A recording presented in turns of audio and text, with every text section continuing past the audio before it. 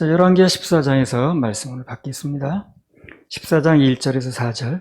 이스라엘 왕 여호아스의 아들 요아스 2년에 유다 왕 요아스의 아들 아마샤가 왕이 되니 위에 나아갈 때에 나이 25세라. 예루살렘에서 29년을 치리하니라. 그 모친의 이름은 여호앗단이라.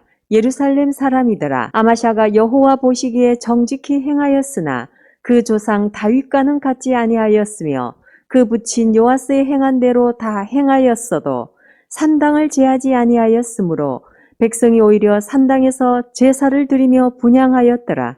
그 열왕기하 14장은 그 아마샤 왕에 대한 얘기가 이제 전반부에 나와요. 근데 이제 방금 본문에 보니까 그 아마샤가 여호와 보시기에, 그 중요합니다. 여호와 보시기에, 하나님 보시기에 비교적 정직히 행했다는 거예요. 근데 그 조상 다윗과는 같지 않았고, 그죠? 나름대로 비교적 정직했다는 겁니다. 그 부친 요아스가 이제 그 성전에 자란 사람이기 때문에 성전에 관심이 있었거든요. 그래서 어린 시절부터 그 이제 왕이 되자마자 그 성전을 이제 고치고 그랬잖아요. 그래서 아마샤도 성전에 좀 관심이 있었어요. 관심은 있었는데 뭘 안 했다는 거야, 이 사람이? 산당은 제하지 않았다는 겁니다. 그게 굉장히 기준이니까. 그래서 이제 그 사람이 잘한 걸 얘기를 하면서 뭐 다윗과도 비교하고 그러셨잖아요, 하나님께서. 이런 말씀으로 비춰보면 뭘 우리가 알 수 있냐면, 하나님 앞에서는 잘하는 사람은 잘하는 사람끼리 비교 대상이 또 있다는 거예요. 그걸 우리가 알아야 돼요. 그러니까 못하는 사람하고 비교해서 나 저 사람보다 잘하는데 이렇게 생각할 게 아니에요. 그럼 나 저 사람보다 낫네. 그걸 거기 있을 게 아니라니까. 잘하는 사람끼리 또 비교를 또 하는 거예요, 하나님께서. 그래서 나는 아무리 봐도 저 여러 번보다 낫네. 그걸 거기 있을 일이 아니에요. 저 사람 뭐 맨날 빠지는다는 게 맨날 나왔거든. 이렇게 생각할 게 아니라 잘하는 사람끼리 또 비교가 있다는 거예요. 비교 대상을 뭘 삼아야 돼요? 잘하는 사람을 삼아야지. 잘하는 사람끼리도 누가 더 잘하는가? 하나님께서 이제 우열 판단을 하신다는 겁니다. 그치? 그 얘기 아니에요, 오늘이. 잘했지만 비교적. 그러나 다윗보다는 아니다는 얘기가 그 얘기 아니에요? 비교 대상이 있다는 얘기라는 거죠. 우리도 꼭 명심할 게 뭐냐면, 이만하면 됐지 뭘. 현실에 안주할 게 아니라는 겁니다. 계속해서 자꾸 추구해야 돼요. 이 영적 세계는요, 끊임없이 성장합니다. 육신적인 성장은 한 20세 정도 되면 다 성장판이 막히거든요. 그들도 키가 자라지는 않잖아요. 근데 영적인 거는요, 나이가 70이 됐든 80이 됐든 계속 자랍니다. 왜? 목표가 예수 그리스도니까. 그래서 계속 추구해야 됩니다. 잘하는 사람끼리 비교 대상이 있는 거예요. 우리 예선 거치면 본선에 올라가면 또 어떻게 합니까? 잘하는 사람끼리 또 본선 거치잖아요. 그래서 뭐 100m 경주가 있을 때 예선 1조, 2조 해가지고 거기서 추린 사람끼리 또 본선에서 또 다시 추리고 그러지 않습니까? 그래서 우리는 그 뭐 못하는 사람, 그런도 못하는 단체 거기 자꾸 기준 삼을 게 아니라, 거긴 그렇게도 안 한다는데 뭘 이렇게 할 게 아니라 우린 나름대로 더 상향의 기준을 잡아야 되는 거예요. 아무튼 이 열왕기하 14장 전반부에 소개된 유다왕 그 아마샤라는 사람은 비교적이란 말이 참 애매한 말이에요. 비교적 정직히 행한 건 맞는데, 나중에 보면 이 사람이 어떻게 죽었냐면요, 이스라엘 왕 요아스하고 싸워요. 이 사람이 전쟁을 합니다. 거기서 이제 패하게 됐어요. 그래서 자기 신하들에게 이제 배반을 당해가지고 죽는 이제 그런 불행하게 이제 인생을 마치게 됐습니다, 이 사람이. 근데 반면에 그 열왕기하 14장 후반부에는 이스라엘 왕 여로보암 2세라는 사람이 나와요. 그 사람은 굉장히 오랫동안 왕을 했어요. 40몇 년 했던가요. 그리고 하나님 앞에서 정직하게 산 것도 아닌데, 이 사람은 너무 잘 되는 거였죠, 이 사람은. 국력도 그때 최고 강성했어요. 이스라엘 나라로 봐서는 그 여로보암 2세가 통치할 때 최고 강성했습니다. 영토도 크게 확장하고. 그러면 유다 왕 아마샤 입장에서 보면 어떨까요? 생각이. 이스라엘 왕들이 잘 되는 걸 보면 아마 그런 의문이 들었을 거예요.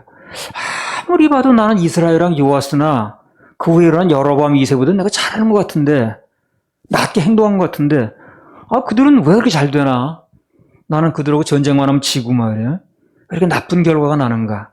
아마 그게 의문점이었을 겁니다. 실제 그 아마샤 왕은 그래도 하나님 말씀에 최소한의 신경을 썼거든. 그래서 뭐 부모를 잘못을 책임을 따질 때도 그 자식까지 뭐 하진 않는다. 그러니까 율법에 나온 대로 하려고 그러고. 여로보암보다는 100배는 나았어요, 이 사람은. 그러니까 이렇게 생각해야 됩니다. 내가 하나님 앞에서 그렇게 큰 잘못이 없는 것 같은데, 저 사람에 비해서는 그래도 내가 나은 것 같은데, 그런데 그 사람보다 뭐 잘 되는 일도 없는 것 같고, 뭔가 신통치 않을 때는요, 하나님 앞에서 좀 더 낮아져야 됩니다. 불평할 게 아니라 더 낮아지고 조금 더 정직하고 조금 더 헌신하고 그렇게 할 필요가 있어요. 그것은 좀 더 고삐를 조이라는 뜻이거든, 그게. 어떤 사람에게는 그 정도만 해도 잘했어. 그 사람 나와 앉아있는 것만 해도 감사하지 뭘. 이런 사람이 있고 그걸 기준하면 안 되는 거예요. 그 정도만 해줘도 그 사람은 너무 감사하지 뭐. 와서 앉았는 게 어디야. 이런 사람이 있는가 하면 어떤 사람에게는 더 높은 수준을 요구할 수 있다는 것입니다. 아마 여로보암의 율법을 좀 신경 썼으면 칭찬 되게 받았을 거예요. 아마샤는 그 정도 기준이 아닌 거예요. 하나님께서 더 높은 기준을 요구하는 겁니다. 요구하는 기준이 그들과 나는 하나님께서 요구하신 기준이 다를 수 있다는 거. 동네에서 그 조기 축구하지, 아침마다 운동한다고. 동네에서 조기 축구하는 사람과 월드컵에 나가는 대표 선수하고는 어때요? 요구사항이 다르죠. 동네에서 그야말로 동네 축구하는 사람은 못하면 그만이지 그 사람 선수도 아닌데. 그러나 월드컵에 나간다는 대표가 못하면 그건 얘기가 다르잖아요. 그래서 요구 수준이 다르다는 겁니다. 그래서 우리 교회에서 하고 있는 일을 다른 교회 수준하고 비교해서 다른데 그것도 안 하더만 우리는 그렇게 생각하면 안 됩니다. 우린 나름대로 기준이 있는 거예요. 전에 그랬잖아요. 금을 다는 저울과 돼지를 다는 저울은 추가 다르다고 그러지 않습니까? 금을 다는 저울은요, 추가 많아요. 조금만 올려놔도 추가 많이 움직여요. 돼지 다는 저울은 어떻습니까? 엄청 추가 무겁죠. 그걸 똑같이 비교하면 안 된다. 우리는 앞으로 계속 성장해 가야 됩니다. 성장이 멈추면 안 돼요. 잠언 25장 4절. 은에서 찢기를 제하라. 그리하면 장색에 쓸만한 그릇이 나올 것이요. 은이 됐는데 장색, 즉 그 은을 기술 다루는 그 기술자가 써주는 그 쓰는 사람의 눈에 들려면 좀 더 찢기가 어떻게 되는 제해져야 된다는 얘기라는 거죠. 그렇죠? 은이 됐지만 그러나 그것이 쓰임 받으려면 그 장색 그 기술자의 손에 쥐어서 쓰임 받으려면 찢기가 제해야 된다고 그러잖아요. 금도 그래요. 금도 똑같은 금이 아니에요. 14금도 있고 18금도 있고 24금도 그럽니다. 그거는 불순물이 얼마나 제거돼서 정금이 됐느냐 여부로 따지는 거거든. 값도 달라요. 똑같은 금이 아닙니다. 그래서 불순물이 제거되는 것만큼 정금이 되는 거거든요. 그래서 같은 금이라도 14금과 18금과 24금은 다릅니다. 다이아몬드도 그 원석 그 자체만 놓고 보면 별로 값어치가 없다고 그래요. 그걸 어떻게 연마했느냐. 그거에 따라서 값이 달라진답니다. 가치가 형성된다는. 그래서 이걸 좀 더 이제 우리 삶 속에서 확장해서 얘기를 한다면 하나님 앞에서는 헌신도 그래요. 헌신도 더 온전하고 철저한 헌신이 요구됩니다. 똑같은 헌신이 아니에요. 질이 달라, 질이.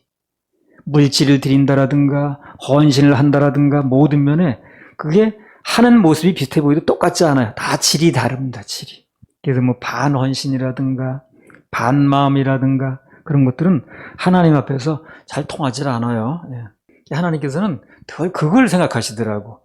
그 사람이 뭘 했느냐 여부도 그거보다 중요한 게 그 사람이 중심이 뭔가 관심 가지세요, 그분은요. 나도 목회한다고 하고 여러분들 교인 생활한다고 하고 다 하죠. 물질 드린다고 드리고 그게 중요한 게 아닌 거예요. 그 마음의 중심이 어떤가가 중요해요. 그러면 어떤 사람은 물질을 조금 드려도 중심이 실리는 사람이 있는가 하면 더 드리는데도 중심이 안 실리는 사람이 있거든. 그걸 판단하신다는 거예요. 그러니까 우리는 뭘 얼마나 했느냐, 얼마나 24시간 충성을 했느냐 이거보다는 그 중심이 얼마나 실렸느냐 이게 하나님 앞에 굉장히 중요합니다. 그 좋은 예가요. 창세기 22장 아브라함 사건이거든요. 그래서 거기 보면 하나님께서 아브라함은 참 가는 데마다 예배드리고 그런 사람 아닙니까? 그래도 그 사람의 중심이 뭔가를 또 한번 드러내시는 거예요, 하나님께서. 그래서 내 아들 이삭을 번제로 바쳐라. 그러면 중심이 나올 수밖에 없지. 참 신기한 건 다 우리가 한 것처럼 보여도 우리 정말 중심이 뭔가를 드러낼 수밖에 없는 일을 주님이 만드신다는 거예요. 거기서 이제 중심이 합격이 되느냐 여부가 나오는 거지. 나중에 보니까 그 아들을 데려가는 게 목적이 아니셨죠. 그죠? 그걸 통해서 뭘 보는 거예요, 지금? 아브라함의 중심을 보는 겁니다. 중심만 합격되면요. 그 사람은 하나님께서 어떤 일을 맡기시든 앞길이 열리게 되어 있습니다. 걱정할 필요가 없어요. 문제는 내 중심이 합격되느냐 여부지, 내 인생이 어떻게 가느냐, 막히느냐 뚫리느냐, 이거는 관심 받기라. 내가 신경 쓸 필요 없다니까. 하나님께서는 누가 됐든 그 중심을 한번 보시고 나서 쓰신다는 걸 명심할 필요가 있어요. 룻도 그렇죠. 보아스라는 참 그 좋은 사람 만나기 전에, 일개 이방 여인에서 다윗의 왕조로 들어가기 전에 그 갈 수밖에 없는 상황을 만들잖아요. 남편도 죽었지, 시어머니라는 사람 나이가 들어서 뭐 아들 낳을 수도 없지. 그래서 오르반은 같지만 그러나 룻은 거기서 중심이 나오잖아요.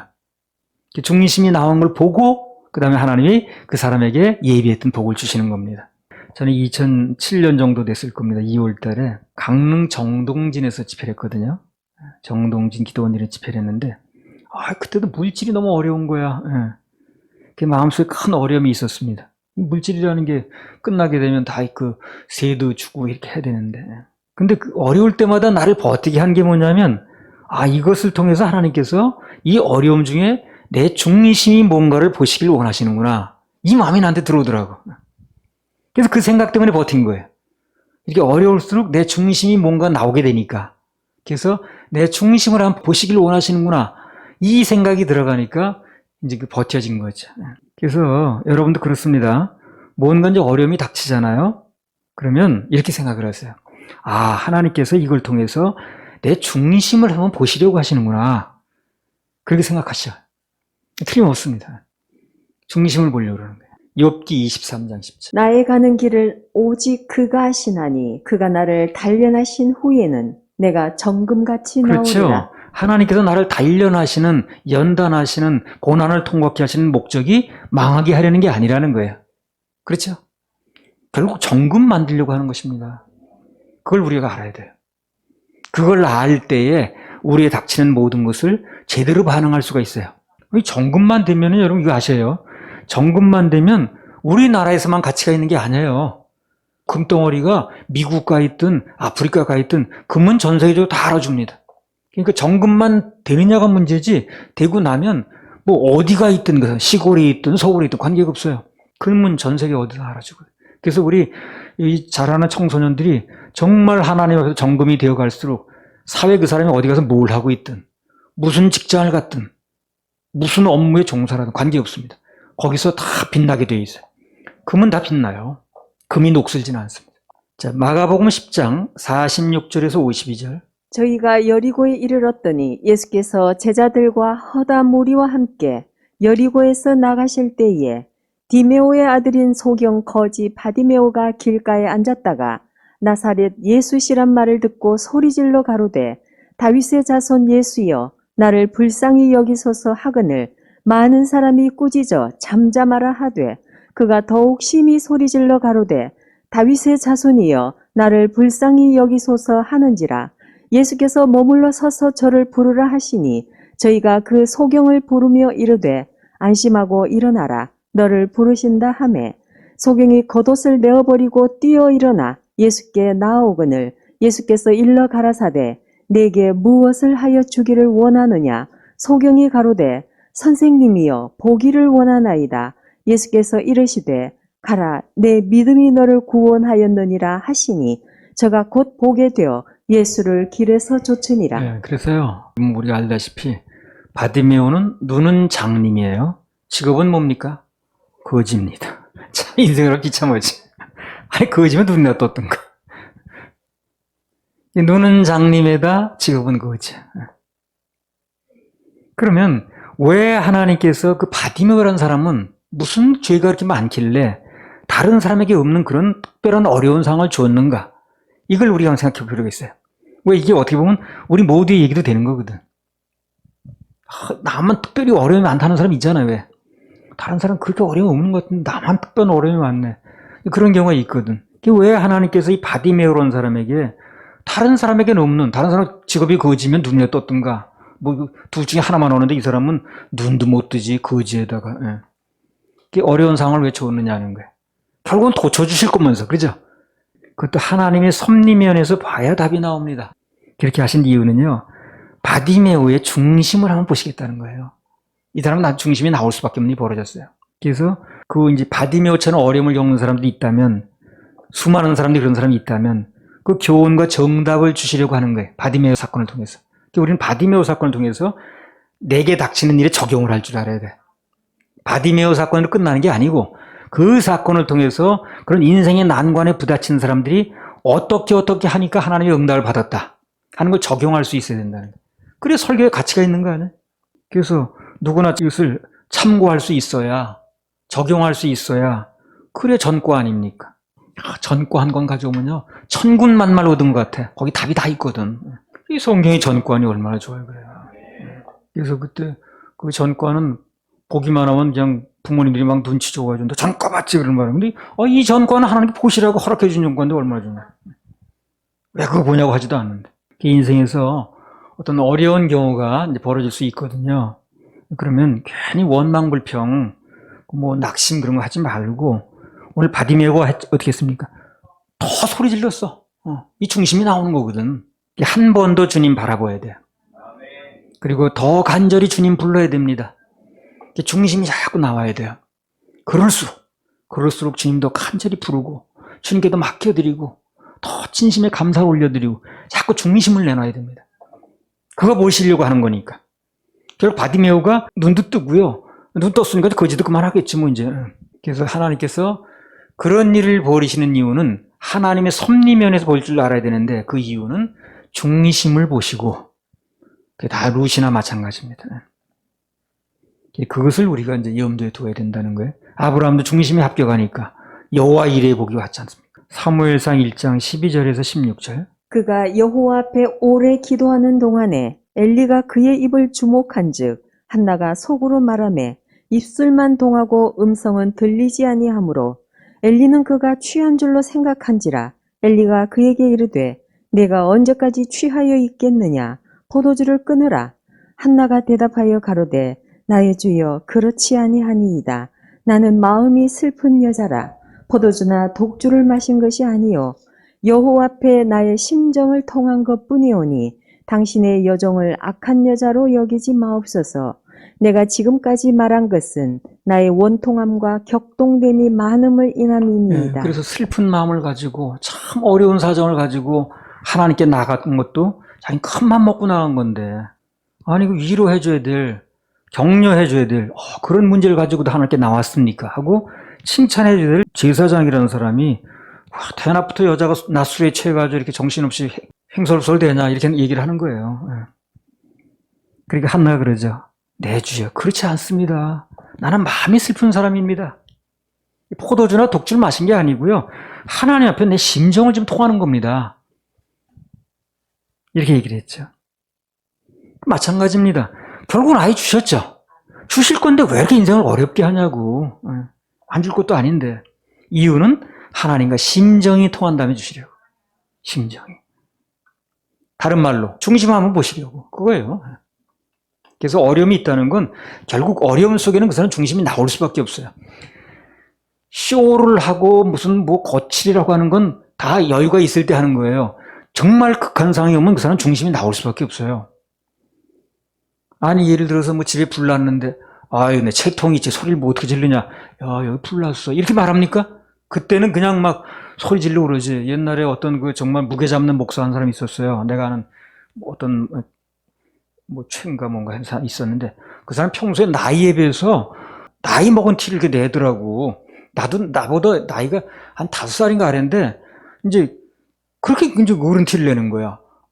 안녕하십니까.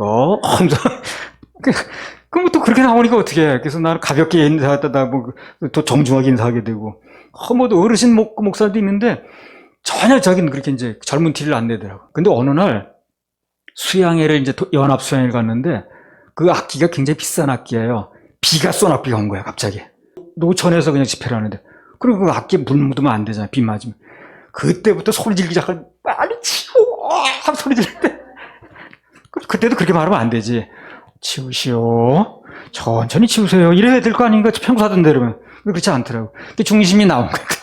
그래서 하나님께서 우리를 향한 요구는 간단합니다. 모든 것은 중심을 통한해 주신다는 거예요. 그래서 중심이 나올 때까지는요, 여러 가지 연단도 있고요. 그냥 뭐 이상하게 사람들이 막, 다른 사람 그런 사람 안 만나는데 나만 또 이상한 사람 만나기도 하고요. 예.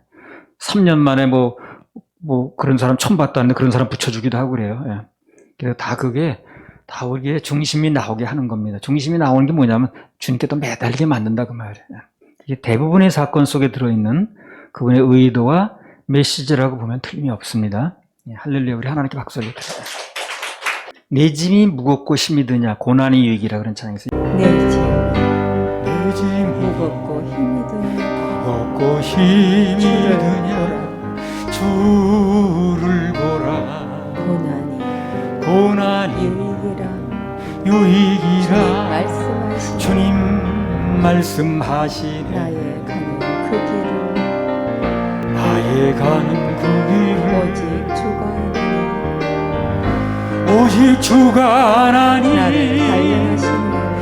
나를 단련하신 후에는 내가 정금같이 나오리 오늘의 아픔은 내일의 소망이요 쓰라린 아픔 뒤에 축복이 있다네 고난은 인생의 참 의미를 알게 하고 예수님 한 분으로 만족할 수 있어야 하면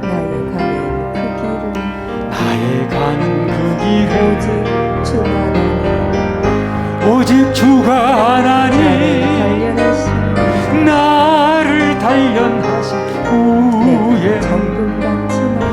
내가 정금같이 나오리 고난이 크면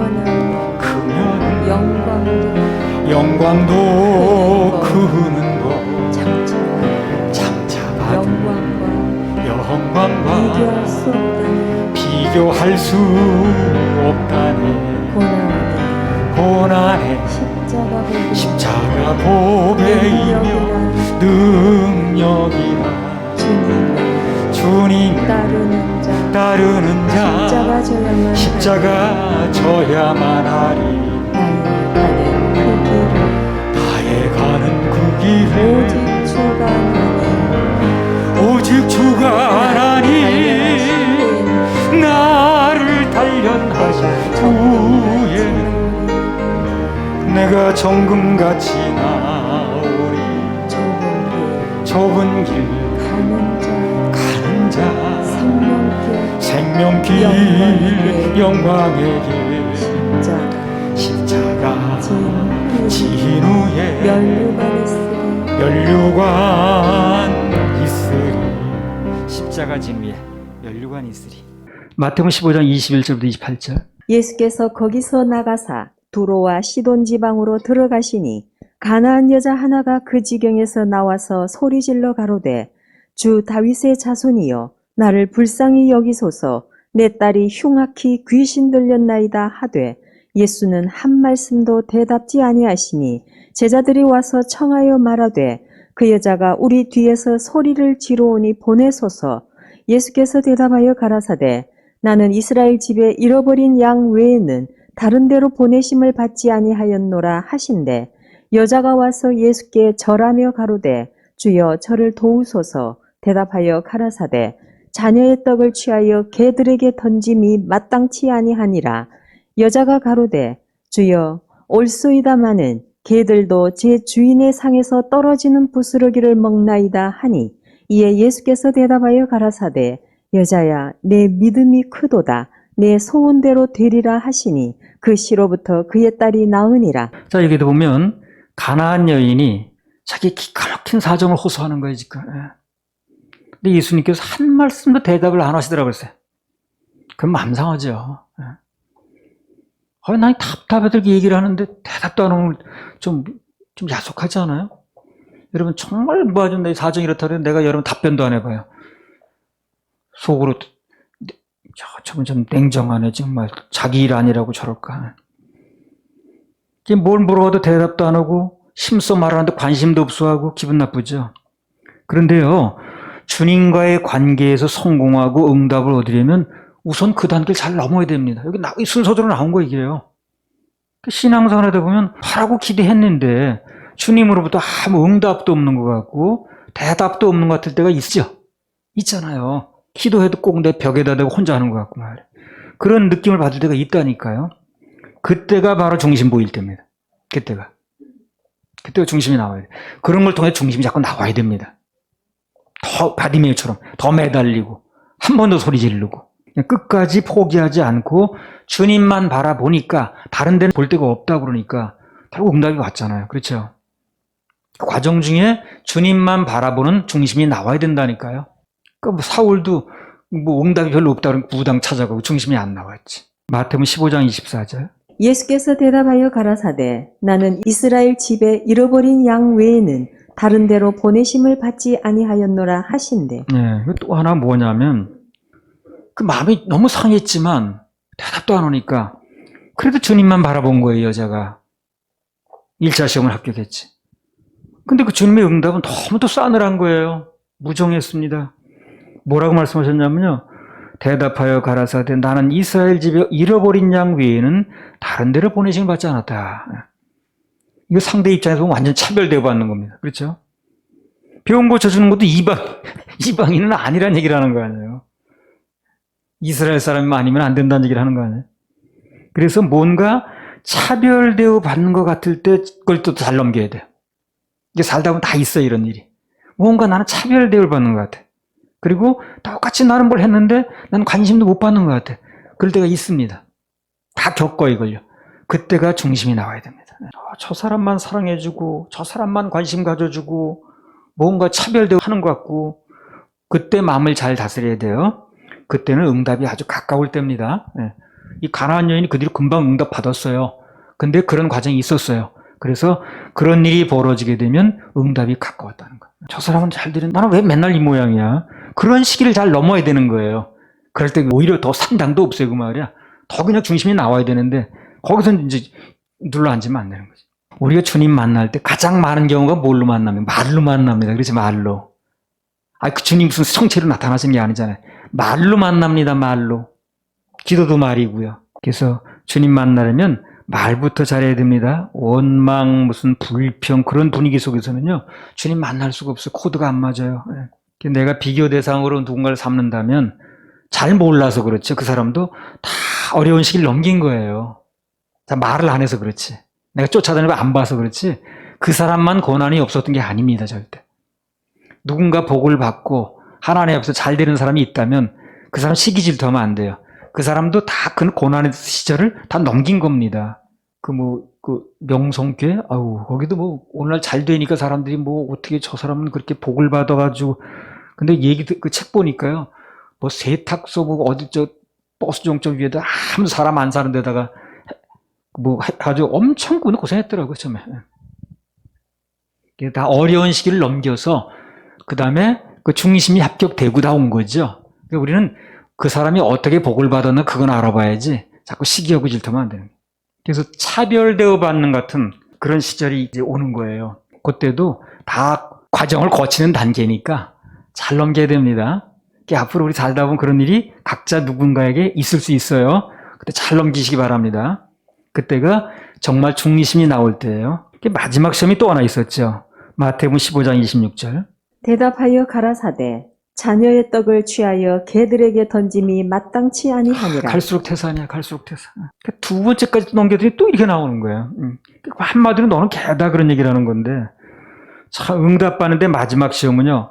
이 모욕감을 참는 겁니다. 이게 마지막 시험이에요. 사람의 그 기억 중에 가장 오래 가는 게 모욕당한 기억이라고 그러잖아요. 그건 참 죽을 때까지 오래 간답니다. 그게. 그래서 큰 시험이에요. 그게. 모욕당하는 것 같은 그 느낌이 들 때가 큰 시험입니다. 그게. 마태복음 15장 27절 28절. 여자가 가로되 주여 올소이다마는 개들도 제 주인의 상에서 떨어지는 부스러기를 먹나이다 하니 이에 예수께서 대답하여 가라사대 여자야, 내 믿음이 크도다. 내 소원대로 되리라 하시니 그 시로부터 그의 딸이 나으니라. 마지막 시험에 합격한 가나안 여인이 즉시 한 방에 응답 받았죠. 예, 즉시로 한 방에. 앞서도 봤지만 구약 성경 그 사무엘상 1장에 나온 한나도 마찬가지라. 응답 직전에 그 엘리로부터 심한 모욕을 받았잖아요. 자기는 하나님 앞에 그 슬픈 사정을 말씀드리고 있는데 제사장이라는 사람은 뭐 대낮부터 여자가 술이 취했다는 등 그런 이제 취급을 했잖아요. 그 19절만 읽어보세요. 19절만. 사무엘상 1장 19절. 그들이 아침에 일찍이 일어나 여호와 앞에 경배하고 돌아가서 라마의 자기 집에 이르니라. 엘가나가 그 안에 한나와 동침하매 여호와께서 그를 생각하신지라. 여호와께서 그를 생각하신지라 그랬잖아요. 뭘 생각했다는 것인가? 한나가 모욕을 당했지만 그러나 주님의 일하심을 바라보고 인내하는 것, 온유함을 잃지 않은 것, 그걸 생각하셨다는 거예요. 그거 하나님이 알아주신다고 말이죠. 그러니까 내가 정말 모욕감을 느끼고 그럼에도 불구하고 하나님이 풀어주실 게 믿어지고 일하실 게 믿어져서 온유함을 잃지 않고 거룩함을 잃지 않으면 그럼 어떤다는 거예요? 하나님이 기억하신다는 거예요. 생각하신다는 거예요. 그래서 그를 생각하시니 바로 그걸 생각한 거예요. 지금. 사무엘상 1장 20절. 한나가 잉태하고 때가 이름에 아들을 낳아 사무엘이라 이름하였으니 이는 내가 여호와께 그를 구하였다. 모욕당하는 게 마지막 시험이라고 그랬는데 그걸 참았지 한나가. 합격했죠. 바로 응답 받죠. 똑같아요. 그래서 앞서 가나안 여인이나 한나나 똑같습니다. 신약이나 구약이나 신약이나 오늘날이나 응답의 원리는 같아요. 그래서 오늘도 우리는 성경을 듣는 겁니다. 성경 말씀을. 예수 그리스도는 어제나 오늘이나 영원토록 동일하시거든. 예수 그리스도는 어제나 오늘이나 영원토록 동일하십니다. 동일하셔요. 사무엘상 25장 4절에서 11절. 다윗이 광야에 있어서 나발이 자기 양털을 깎는다 함을 들은지라. 다윗이 이에 10소년을 보내며 그 소년들에게 이르되 너희는 갈멜로 올라가 나발에게 이르러 내 이름으로 그에게 문안하고 이같이 그 부하게 사는 자에게 이르기를 너는 평강하라. 내 집도 평강하라. 내 소유의 모든 것도 평강하라. 내게 양털 깎는 자들이 있다 함을 이제 내가 들었노라. 내 목자들이 우리와 함께 있었으나 우리가 그들을 상치 아니하였고 그들이 갈멜에 있는 동안에 그들의 것을 하나도 잃지 아니하였나니 내 소년들에게 물으면 그들이 내게 고하리라. 그런즉 내 소년들로 내게 은혜를 얻게 하라. 우리가 좋은 날에 왔은즉 내 손에 있는 대로 내 종들과 내 아들 다윗에게 주기를 원하노라 하더라 하라. 다윗의 소년들이 가서 다윗의 이름으로 이 모든 말을 나발에게 고하기를 마침에 나발이 다윗의 사환들에게 대답하여 가로되 다윗은 누구며 이새의 아들은 누구뇨? 그늘에 각기 주인에게서 억지로 떠나는 종이 많도다. 내가 어찌 내 떡과 물과 내 양털 깎는 자를 위하여 잡은 고기를 가져 어디로서인지 알지도 못하는 자들에게 주겠느냐 한지라. 저기도 보면 그렇습니다. 다윗이 기껏 1년 동안 그 나발의 양떼를 지켜주고 호의도 베풀고 정중하게 예의를 갖춰가지고 먹을 것 좀 달라고 그렇게 이제 보냈잖아요. 그랬더니 그거 좀 주면 될 걸 글쎄. 그 잔칫날 갔으니까 뭐 좀 주면 되는 건데 주인에게 도망가는 종들이 많다더니 말이야. 무슨 그 도망간 종들은 떡을 주냐고 말이야. 그런 이제 대답을 하는 거예요. 모욕감을 주는 거죠. 다윗이 그 모욕감이 막 들었거든. 아주 극에 달했거든, 모욕감이. 근데 뭐 중간에 그 아비가이라는 여자도 등장하고 어떻게 해가지고 결국 모욕감을 참았습니다. 그랬더니 나중에 보니까 그 모욕을 준 나발은 죽고 참아낸 다윗에게는 뭐 그 재산은 물론이고 그 부인까지 넘어와서 하나님께서 주신 거예요. 그래서 참은 사람에게는 반드시 좋은 일이 있다는 겁니다. 우리나라 역사에도 그런 얘기 많잖아요. 그 한명희 같은 사람은 팔싹둥이 그래서 아주 놀림받고 그랬거든. 근데 나중에 그 사람 참 나중에 뭐 아주 권력자가 돼가지고 대원구도 마찬가지예요. 대원구도 그 너무 뭐 그냥 그 몰락한 거 돼가지고 그냥 시장판에서 미치광이 취급받고 그랬어요. 그 나중에 그 세월이 좋은 세월이 오니 그래서 권력 잡고 그랬죠. 참고 견디면 다 좋은 세월도 누리더라고. 아무튼 뭐가 되려면 모욕의 세월을 잘 넘기고 거기 합격을 해야 됩니다. 그래야 좋은 세월이 와요. 합격. 예. 마태복음 15장 28절. 이에 예수께서 대답하여 가라사대 여자야 내 믿음이 크도다 내 소원대로 되리라 하시니 그 시로부터 그의 딸이 나으니라. 그래서 그 시험에 합격하면 그 시로 나으니라 그랬잖아요. 그래서 그 이제 시험에 합격하면요. 한번 해보세요. 즉시응답 한 방에 즉시로 한 방에. 열왕기상 8장 23절. 가로되 이스라엘 하나님 여호와여 상천하지에 주와 같은 신이 없나이다. 주께서는 온 마음으로 주의 앞에서 행하는 종들에게 언약을 지키시고 은혜를 베푸시나이다. 주께서는 온 마음으로 주의 앞에 행하는 종들에게 언약을 지키시고 은혜를 베푸시나이다. 그러죠. 온 마음으로 행하는 자에게. 반마음이 아니고.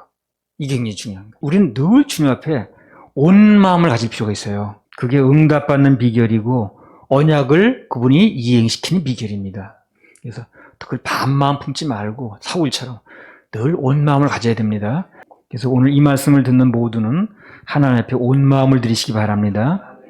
그리고 비록 지금 뭔가 좀 뭐 때문에 낙심되고 누군가에게 모욕감을 느낀다 할지라도 그때가 바로 하나님 앞에 중심을 보일 때라는 거.